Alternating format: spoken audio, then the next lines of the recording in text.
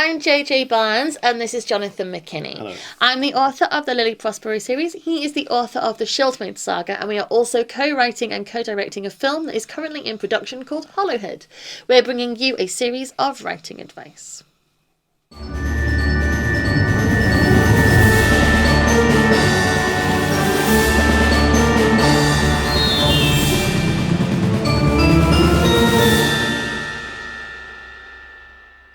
So today we're going to be talking to you about writing plot twists. Okay. Plot twists are obviously very popular. Mm-hmm. They can be very exciting and like, oh, that's a cool thing that you didn't see coming. Sure. And, makes a story just more enjoyable because it's not predictable. Yeah. But there's two ways of doing them. Okay. There's a good way and a bad way. Right. We've done this before. A good way and a bad way. So do you want to go bad way first? Yeah, let's try All right. bad way first. Bad way first. Bad way is when you write your story, and you want a plot twist, so you do something really unexpected and surprising, and you like a complete change of things, and it's like, wow, revelation, plot twist. But there is no foreshadowing for it at all. Mm-hmm. It literally comes out of nowhere. It is a plot twist. It counts as a plot twist because it's a twist. It sends your story off, and it's a shocking revelation. But there is nothing in the story prior to that plot twist that could give you any hint that this is going to happen. Okay. The good way of doing a plot twist is if you look at it really closely, and maybe on your second or third time of viewing, you start to see all the way through the story that this plot twist is coming. And if you actually notice it, the plot twist is still cool and exciting to experience, but it's not shocking in the sense that it makes sense. You can see why it's happening. Because from the beginning of your story, it's been trickled through that it's coming, and you won't notice it because the little hints are small. They aren't focused on, there is not a spotlight shone on these hints, Okay. but it leads to the plot twist. So that's connected to the concept of setup and payoff. Yes, it is. So what are some examples then? Okay, so an example, because we watched last night, Yes. for the second time, Yes. we watched Shazam. So, in Shazam, at the end of the film, the twist is Shazam is not going to be the only one with the powers. He is not the chosen one that the wizard was looking for. I mean, he is, but he is not the only one. He gives all of his powers to his foster siblings, and then you have a little team of them, and they're all there. At the time, you're like, whoa, cool! Yes. But when you think about it and you look back through the film, it makes sense from the beginning. The wizard, he talks about his brothers and sisters, like his siblings. Yeah. They were the ones with the powers. There's a little line of chairs that match the number of kids in the foster house. It's all there. You've got the kid who loves superheroes and he wants the powers. It's all there from the beginning that this is coming, and it's obviously been meticulously planned and dripped in. But because they don't shine a spotlight on it, because it's just almost background peripheral information that's going on. Yeah. The focus of the plot is on Billy looking for his mother. It's on Billy trying to use his powers, learning about being Shazam. It's on the guy with the eye, Thad or whatever he's called, looking for Billy. The focus of the plot isn't on the hints for the plot twist. Right. But when the plot twist happens, it both makes sense and is Yeah, okay. So I think to say that that's a twist, you have to bring in the knowledge that superhero movies don't tend to do it. Yeah.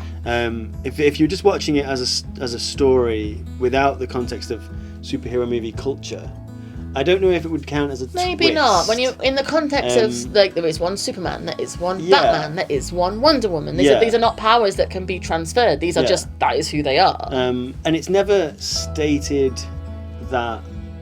I don't think it's really stated. Well, it certainly isn't stated that his powers can't be transferred. Cause, say my name, Billy. Yeah. No, not that name. Yeah, it's funny. It's really funny. I like when the bad guy, Thad, Dr. Sivana, is monologuing, but he's a mile away. He's so I can't hear you. Yeah. Chuck can't hear him. Yeah.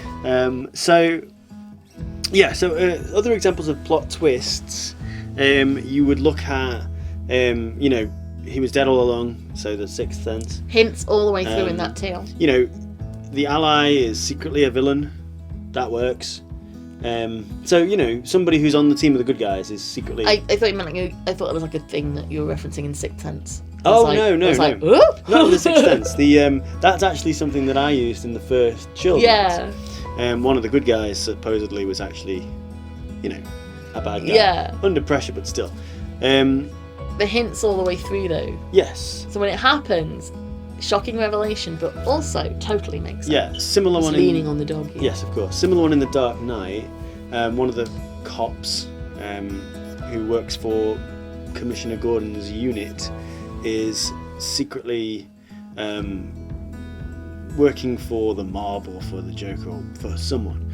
And there's a scene right at the beginning where she is concerned about her mother or her father who is in hospital. So in America, obviously, you've got to pay for your treatment, and she compromises her integrity to pay for keeping her mother or her father healthy. So there's a villain is a maybe harsh way of putting it, but I know, people betrayer. die. Yeah. So there's things like that can be twists, and there's ways to lay the groundwork for them. Of course, as with all setup and payoff, if you don't want to tip your hand, find another reason to show the information. Yeah.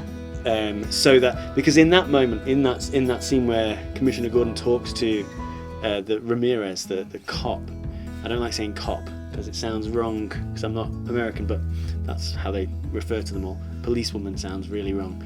Police officer. Police officer. Yes, officer. When Commissioner Gordon asks her about her sick family member, there's not any reason for it.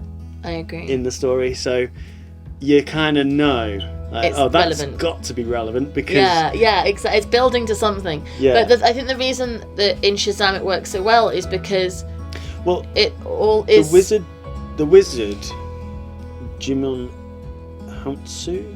I do not know how to pronounce it. I don't want to try because I want to. He's in loads of movies, that nerd movies that we like.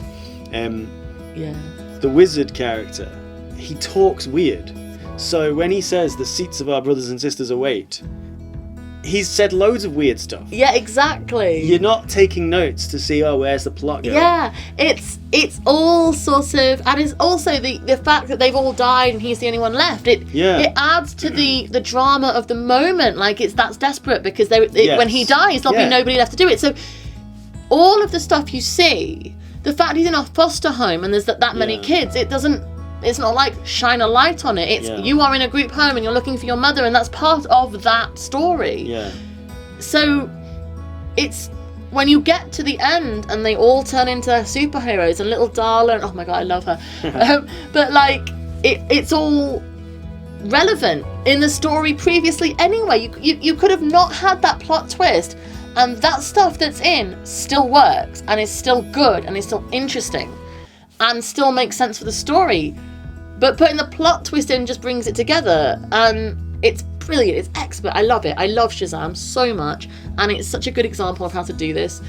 Getting all the little bits all the way through that make sense for the story anyway, and they don't get a light shone on them, but they just build up this reason. So when the plot twist happen, you're like, yes, of course, woo! It's brilliant. I love it. Yeah, the writing is just There was a trend from the late 90s to the noughties of the filmmakers in Hollywood were in love with this Fight Club twist where the character wasn't real.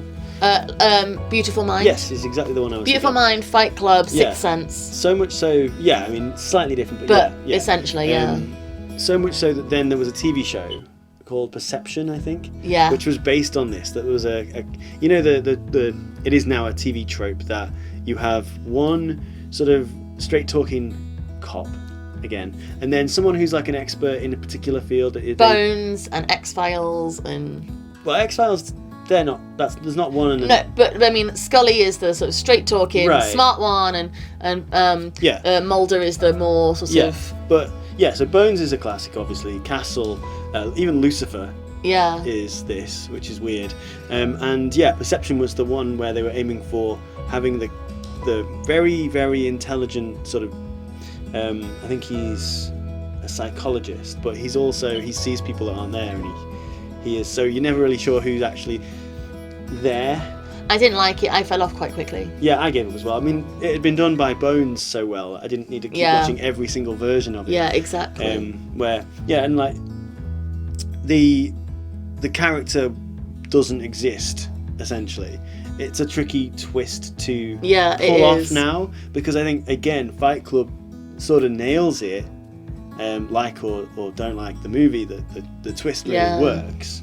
And so, yeah, a lot of the times with these kind of reveals, especially if you put them towards the end, then the conceit in the films is to have a series of quick flashes back to the moments in the film that were setting it up, so that the viewer isn't sort of left scratching their head and going, this wasn't fun. But if you do it well enough, you don't need to do that.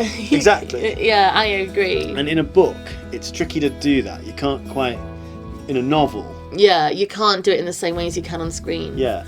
There's a series of, I guess you could describe them as twists in Unholy Water. Yeah. My novel. I don't know if I think of them as twists, because I always knew where I was going. Yeah, but for your audience, it might be like, ooh. Yeah, there is some misdirection through the story, or at least there's just a lot going on in the second half of that book. Yeah. So I imagine it would be quite difficult to. You'd have to maybe have notes if you're going to predict everything. Not to say that you need to make notes to enjoy the story, I know what you mean. because the story, I think, yeah, but works, if you were taking note of little hints all the way through, you might see it coming more readily. But you don't take notes all the way through. No, there's no point in that. You read it or you watch it, and you sort of retain the information in the background of your mind. But then on a second viewing or second reading, a third reading, you then piece it together more. You see that stuff that you sort of were aware of but weren't consciously aware of. But the way that I had to deal with the fact that in Unholy Water being a novel, you can't do a twist with then your flashbacks that explain the twist. So it's going to be really difficult to explain this without totally spoiling it. So I don't think I will. But basically, I switched from one moment where somebody was doing something that was revealing a twist, and then another moment where somebody was watching a video message that had been sent to them by that somebody, literally explaining what they'd figured out. Do you know what I mean? Yeah, I do. I know. So, I know what you're referring to. Right. I like how you're trying to explain it without spoiling it. It's fun to watch. it's probably not possible, but buy the book, do me a massive solid, fellow writer friend, and see if you like how the twists are constructed. So thank you very much for watching our video on plot twists. If you have any examples of plot twists that you love in fiction, or you are working towards building a plot twist now, talk to us, tell us what you love, tell us what you're doing. We'd love to see it, we'd love to talk about it. If you're a YouTuber and you have a channel where you do writing or books or film reviews or anything like that, we'll be able to link to it and promote your channel. Please like this video and subscribe to our channel. We are always doing writing chat, and we'd love to see you there. You can also find links to our film Hollowhood that is coming out soon. And yeah, we'll be back again soon. Bye. Bye-bye.